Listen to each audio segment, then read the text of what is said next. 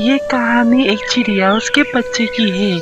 वो लोग बहुत खुशी खुशी जिंदगी गुजार रहे थे।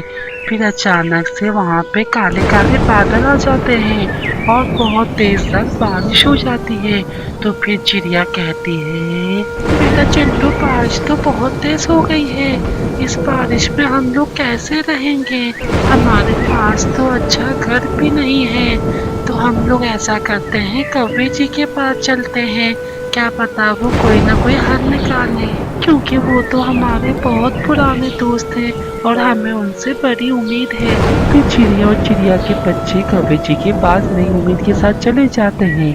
तो फिर कौवे जी देखकर कहते हैं, अरे चिड़िया, इतने खराब मौसम में मेरे पास आने की क्या जरूरत पड़ गई? तुम्हारा दिमाग तो सही है ना?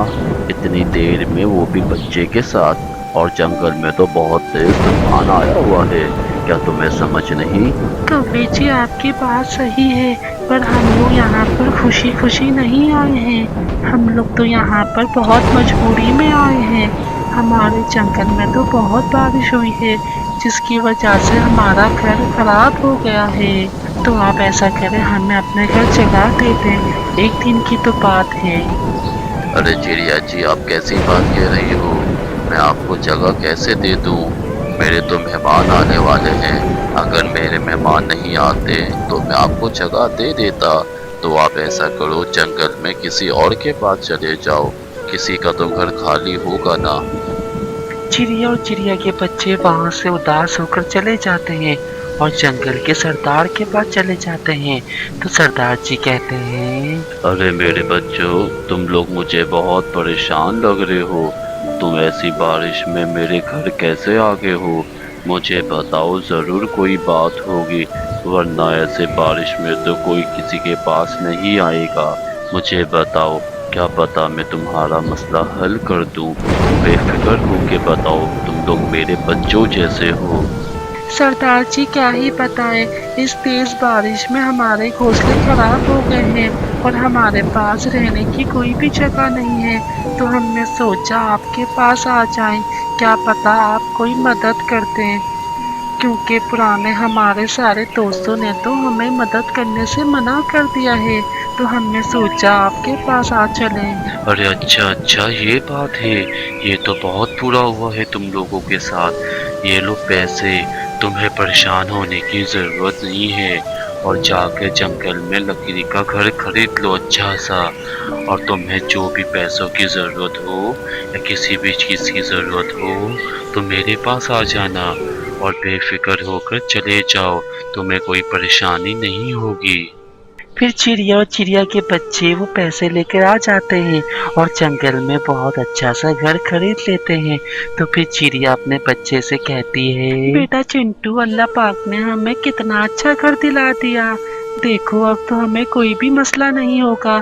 और सरदार जी कितने अच्छे हैं ना, वो हमारा कितना ख्याल करते हैं। मामा आप बिल्कुल सही कह रही हैं।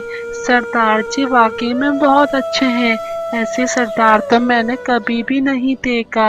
अल्लाह पाक ऐसे सरदार हर जगह ले आए और अब हमें बारिश में कोई भी मसला नहीं होगा, जितनी तेज बारिश हो जाए। ये बात चल रही होती है तो अचानक से वहाँ से कौवा आ जाता है और कौवा आकर इनसे कहता है, अरे चिड़िया और चिंटू, मुझे अपनी गलती का एहसास हो गया है। मुझे उस दिन तुम लोगों के साथ ऐसा नहीं करना चाहिए था। ये बात सरदार जी को मालूम हो गई थी। तो सरदार जी ने मुझे अपने पास बुलाया और समझाया, और फिर मुझे अपनी गलती का एहसास हो गया। तो तुम लोग ऐसा करो, मुझे माफ कर दो, और आइंदा से तुम लोगों को शिकायत का मौका भी नहीं मिलेगा। कवि जी, अगर आपको अपनी गलती का एहसास हो गया है तो हमने माफ कर दिया। बस आप आइंदा ऐसा नहीं करिएगा और हमेशा पुराने और नए लोगों का ख्याल करिएगा, ताकि आगे आपको माफी ना मांगनी पड़े। अरे हाँ हाँ चिड़िया जी, आप बिल्कुल सही कह रही है। मुझे अपनी गलती का एहसास हो गया है।